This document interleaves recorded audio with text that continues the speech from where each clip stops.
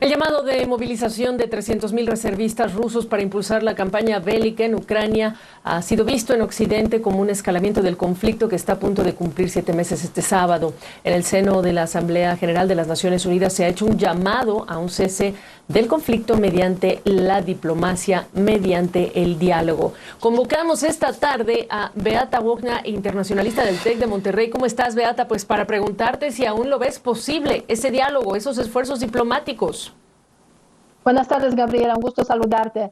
Mira, la verdad es que con el anuncio de movilización de 300.000 reservistas, el presidente Putin de alguna forma entierra de momento al menos cualquier propuesta de negociación, cualquier propuesta de una solución, digamos, negociada a esta guerra que ya lleva 210 días, o sea, más casi 7 meses a partir de febrero. La propuesta, o sea, el anuncio de movilización significa básicamente que Rusia está dispuesta a continuar con la guerra, está dispuesta precisamente a través de esta movilización a rellenar las filas de las Fuerzas Armadas rusas para que puedan seguir con la operación militar, con la guerra en el frente ucraniano. Y esa es una realidad, yo creo que reconocen básicamente todos los líderes hoy en día, que están reunidos desde este martes en la Asamblea General de las Naciones Unidas, se han reunido hoy también en el Consejo de Seguridad. Ha habido muchos llamados a negociación, mediación, solución pacífica, pero la realidad que impone aquí Rusia a través de esa movilización y también la amenaza del uso de armas nucleares en caso de que se viole la integridad territorial de la Federación Rusa, pues la verdad es que sí imponen aquí pues realidades muy difíciles.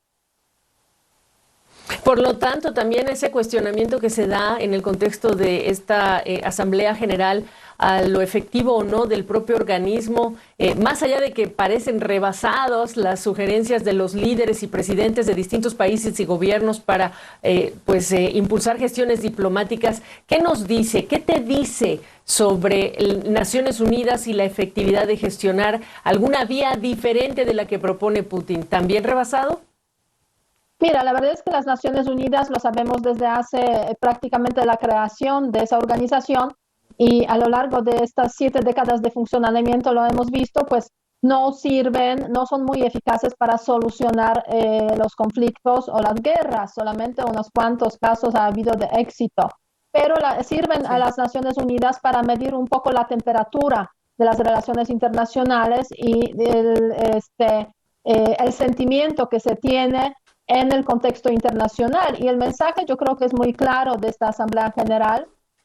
Nadie quiere la guerra, con la excepción de Rusia, que está empeñada básicamente en mantener esa operación, en mantener la guerra en Ucrania. O sea, probabilidad de que de ahí salen soluciones son pocas. Ahora bien, ha habido líderes, como por ejemplo el presidente de Turquía, que han sabido participar en generar algunas negociaciones para solucionar temas puntuales, como por ejemplo el tema de los granos, ¿no? Las exportaciones del grano ucraniano por el Mar Negro. Fue a través de la negociación que se logró eso, de él y de Antonio Guterres. Así es.